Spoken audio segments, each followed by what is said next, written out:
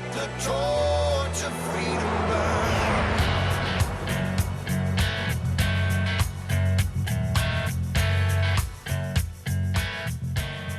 You found your way to the intersection of faith and the culture. Yes, there is an intersection. In fact, it's constant. Your faith influences everything that you do. Certainly if you're a Bible-believing Christian, then you know that your faith impacts everything. There's no area of your life that is off limits, and that includes the culture around us. It includes entertainment and what's going on around us. It includes the education system, our political system. It includes our business, all of those things. There's not a single area that is not impacted by our faith, or at least should be impacted by our faith. And if there's a lack of faith impacting, being salt and light in that particular area, you can bet that it's going to crumble and it's going to become deviant. So it's important on our part as Christians to make sure that we know every area of the culture should be influenced by our faith, and then we look for ways to take our faith and be salt and light in those areas. So that's why we always say the intersection of faith and the culture. We've been saying that around here at WallBuilders Live since the beginning. I was trying to remember, I think it was 2006. So what is that, 15 years we've been doing this program, and what a blessing to have reached so many people with thousands of programs. So much education when you go back and you look at the archives of the program and you look at the topics that have been covered. It's just been a real honor to be a part of that, to be here with David Barton. He's America's premier historian. He's our founder here at WallBuilders. I no question, he is the most read person on the Founding Fathers. In other words, he has read more of the original documents, the actual writings of the founders, than anybody alive today, with the amazing library that the Barton family has and all of those incredible original documents. What a privilege to just be on this program with these guys every day. Not only David, but Tim Barton, a national speaker and pastor. He's president of WallBuilders. He's out there on the front lines, and you ought to be sharing his social media videos every chance that you get. I'm Rick Green. I'm a former Texas legislator and America's Constitution coach. And again, just an honor to be with these guys and be rebuilding the walls, restoring the foundations in America. All right, guys, John Graves will be joining us a little later. We're going to talk about the border. We're going to talk about how do you fact-check the fact-checkers, who are often not very concerned about the facts, but also how people can get involved, what they can do from home. I don't know about y'all, but I get asked that all the time. What can I do? I'm not a congressman. I'm not a legislator. I don't have a radio program like you guys. I want to do something. They're looking for action steps. So the good news is we got good friends out there like John Graves and others with Million Voices and all kinds of organizations, whether it's our Constitution Coach program here or other things out there. There's plenty to do. We just got to get people to be willing to step forward and take that action. Yeah, John is an amazing guy. As a pastor and as a leader, he is also one of the best big tech gurus I have ever been around in my life. I've never seen a guy be able to do what he can do with big tech. I've never seen a guy who can get into big tech and take it apart like he does and analyze it and tell us exactly what the left is doing or what the big tech guys, the big tech platforms are doing. I mean, he's such a cool guy, but I would never look at him and think of him like I often, if I were to think of a guy like that, I often think of computer nerds locked in a closet somewhere with computers and working stuff out. And he's just not that way. He is one of the most practical guys I've ever been around. Again, a pastor, really good, but John has been on the front edge of a lot of stuff. I mean, even in the last election cycle on the presidential side, what he did with being able to use cell phones and helping people know exactly the positions of candidates on an issue. And because of the data that's out there and available now, just off your cell phone, because of what's available publicly, he can profile just about anyone, say, here's what they do for hobbies, here's what they do for enjoy. And see, this is what the big tech guys do for their own ends, and John's aware of what they do, and he's able to help thwart some of that. So I know we're going to get into John on something different, but just so everybody knows, John has got more experience in understanding what he's talking about here and in fact-checking the fact-checkers and knowing how they do it and how they get their answers. This is going to be an interesting interview with John because he just really is a skilled person, unlike any other skill set I've really seen in my lifetime. John Graves will be with us when we come back from the break. Stay with us, folks. You're listening to WallBuilders Live.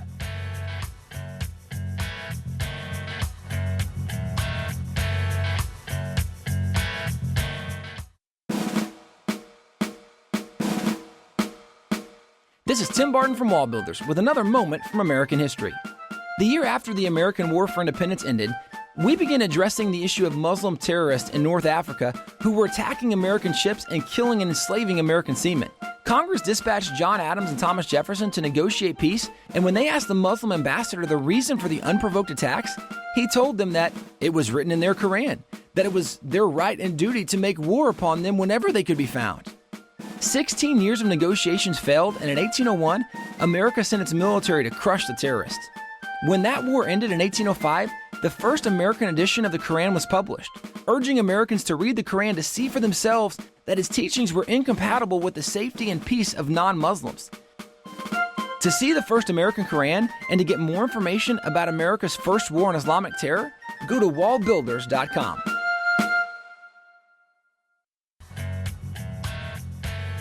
Welcome back to WallBuilders Live. Thanks for staying with us today. John Graves is with us from Million Voices. John's involved in all kinds of areas in the culture, influencing the culture with salt and light and a biblical worldview and moving Christians to action. John, thanks so much for some time today, bro. I'm glad to be with you.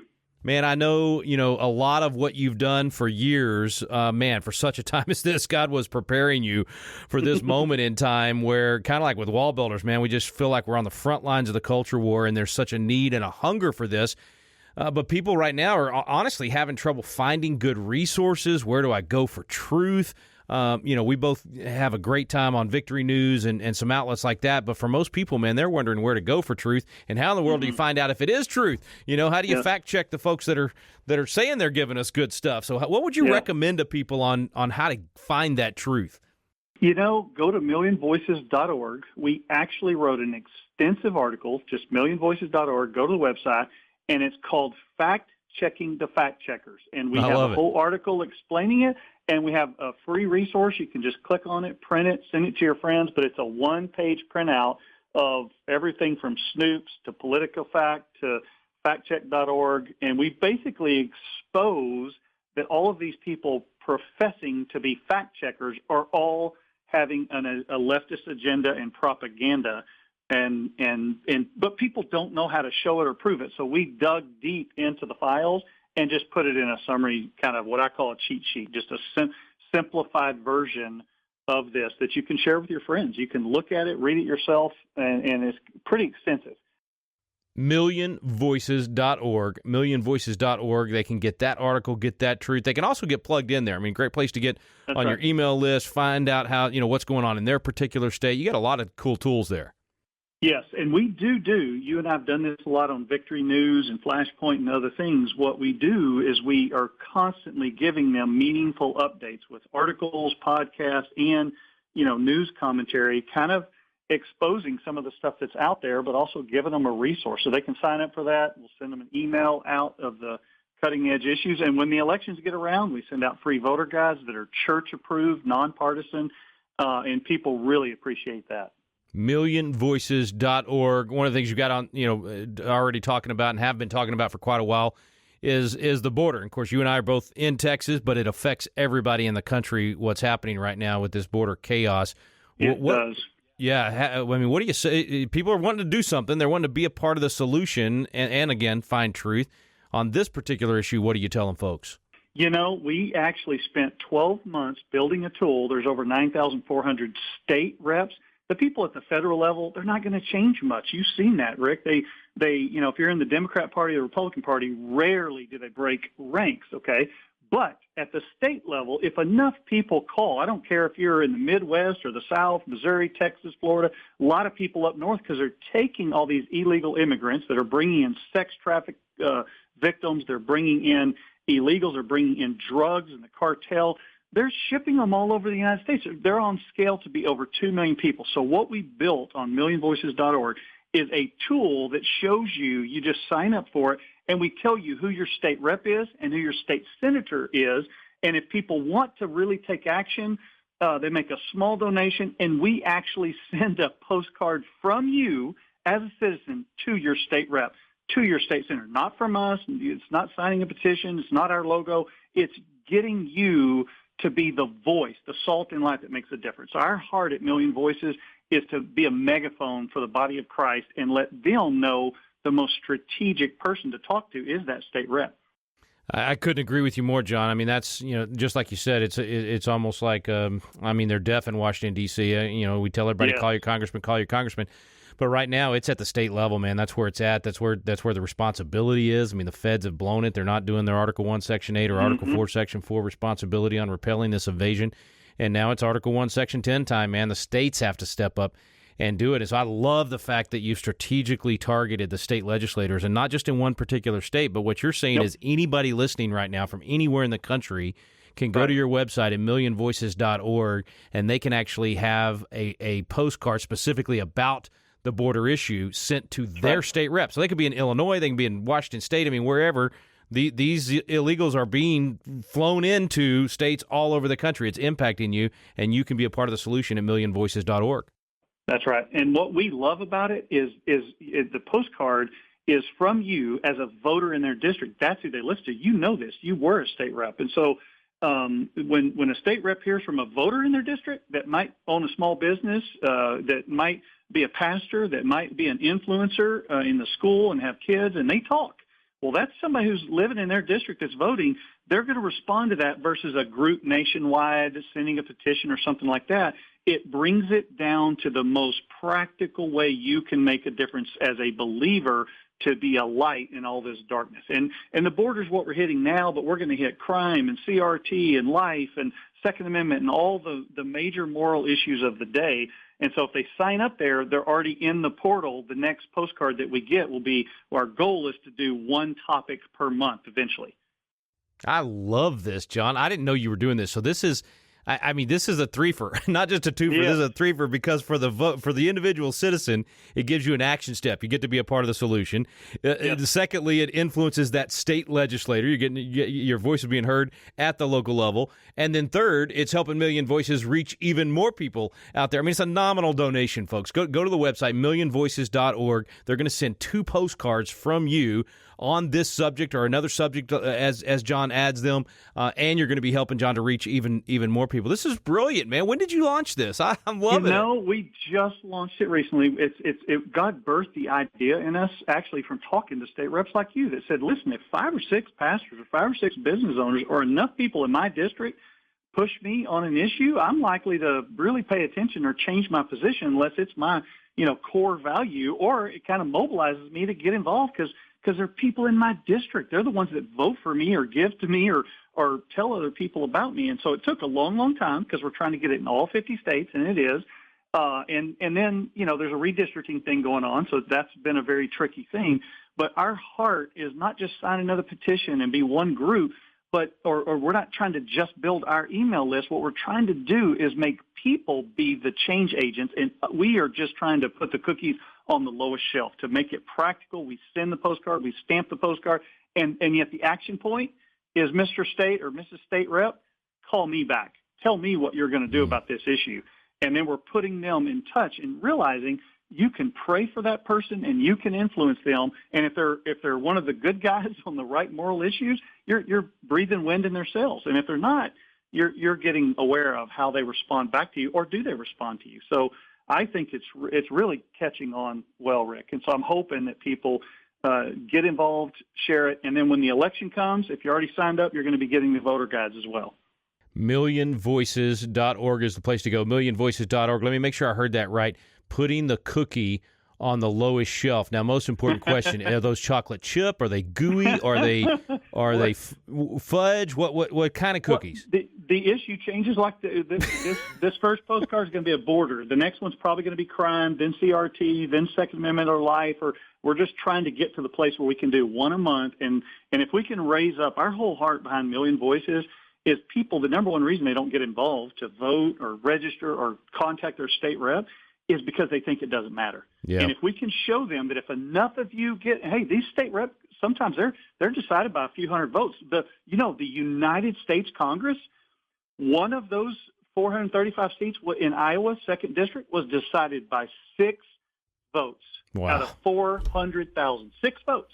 And so your own family, you alone could change a congressional seat. How much more power would you have against your state reps if you just begin to speak? But people don't know. It's complicated. They don't know who they are, and they don't realize that they'll respond. And if you send this to other people and say, hey, I'm a business owner, I'm a pastor, I'm an influencer, I'll get 5 of the people who live right around me. That's where the change begins to happen. And this is where the laws can change. And you're seeing this. You do it with Constitutional Coach. you're seeing people starting to wake up, and the school board has become a huge issue, and the city councils have become a huge issue, and the local issues is where change can happen because the states are starting to fight back against the Marxist, leftist American Marxist movement that's happening to destroy our country. Yeah.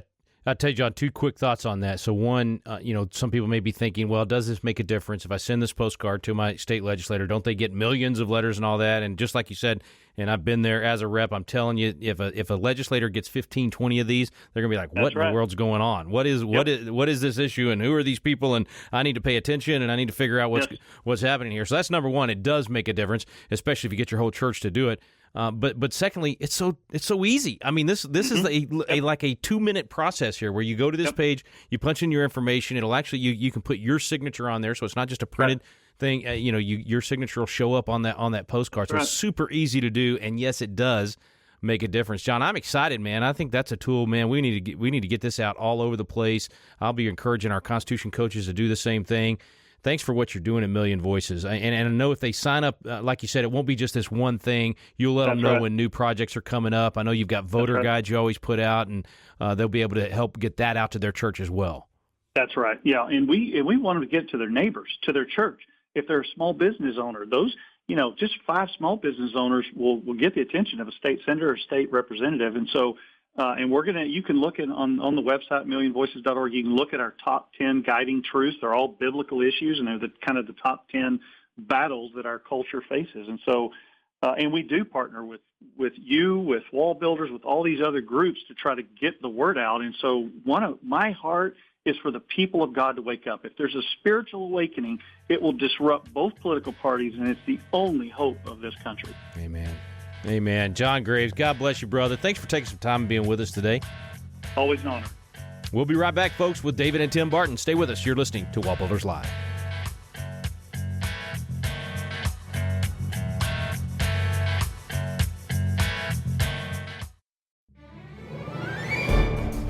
Hi, this is David Barton. I want to let you know about a brand new book we have out called This Precarious Moment: 6 Urgent Steps That Will Save You, Your Family, and Our Country. Jim Garlow and I have co-authored this book, and we take 6 issues that are hot in the culture right now, issues that we're dealing with, issues such as immigration and race relations and our relationship with Israel and the rising generation millennials and the absence of the church and the culture wars and where American heritage is, our godly heritage. We look at all 6 of those issues right now that are under attack, and we give you both biblical and historical perspective on those issues that provide solutions on what each of us can do right now to make a difference. These are all problems that are solvable if we'll get involved. So you can grab the book, This Precarious Moment, and find out what you can do to make a difference. This Precarious Moment is available at wallbuilders.com.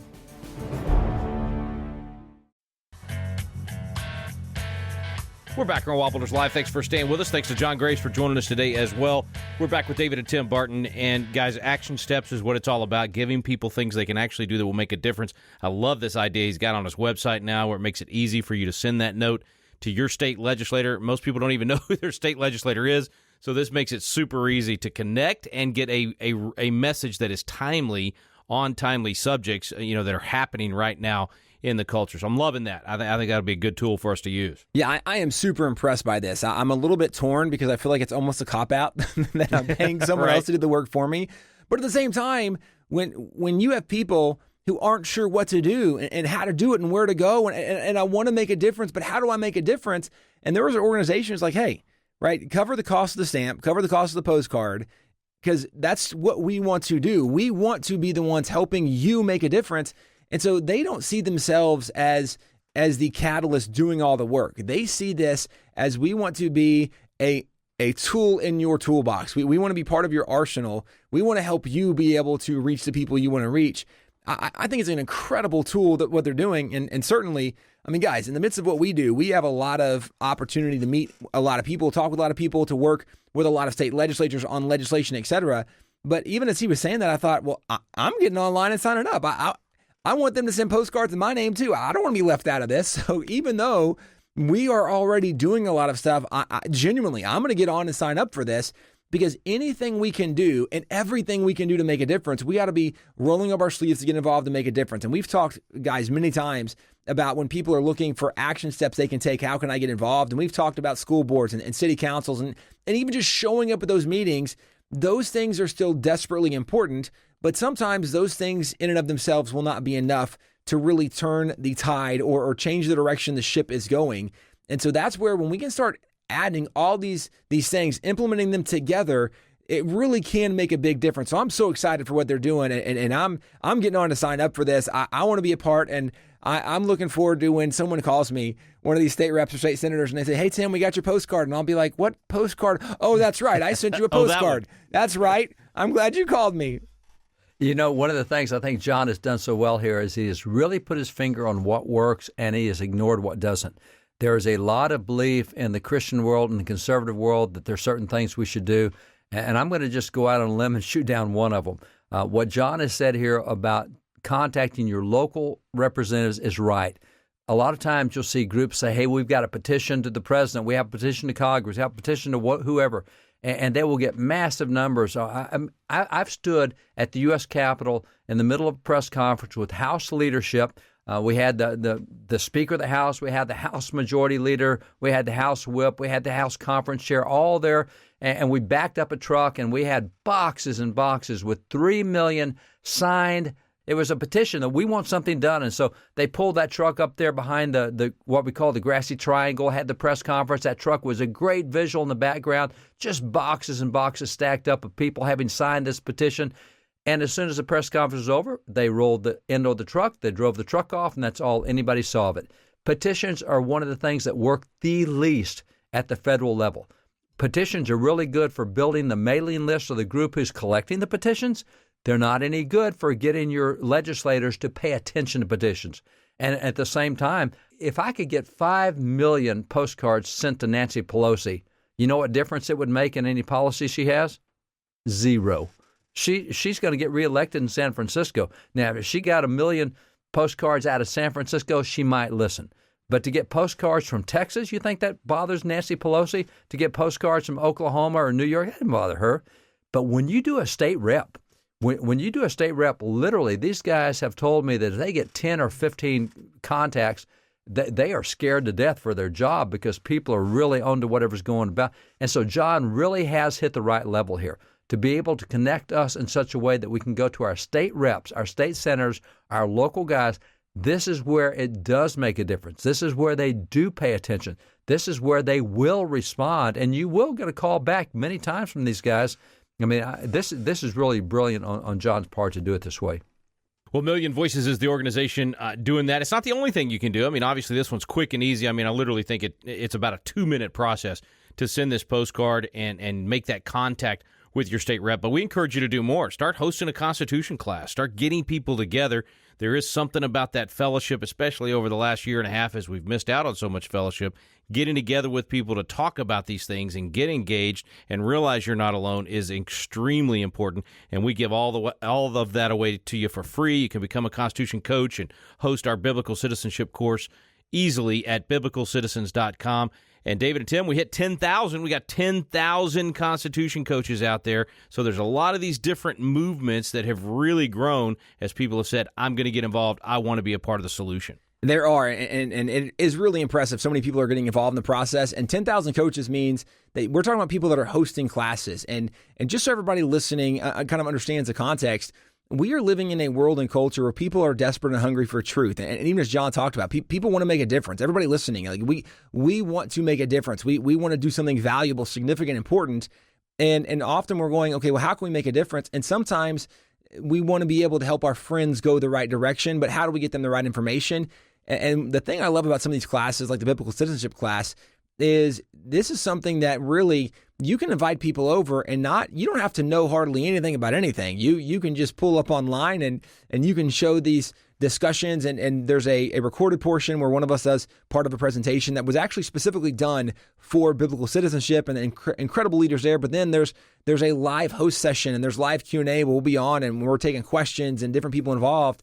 And it's something that as so many people are looking for answers, as they're looking for truth, this is a great way for you to be able to help engage your friends, to get them to come along and learn truth with you. Or maybe if you've gone through the course and you have a really good idea of truth, it equips you to be able to have better conversations and lead people in truth. We've talked about many times, there are so many people who are discouraged with the way the nation is going. And there's a reason we should be concerned with the way the nation is going, but we don't fall under discouragement. As Christians, we are always people of hope because we know who God is and that God still moves and God does great things. And God oftentimes in some of the worst scenarios shows up and does the greatest miracles.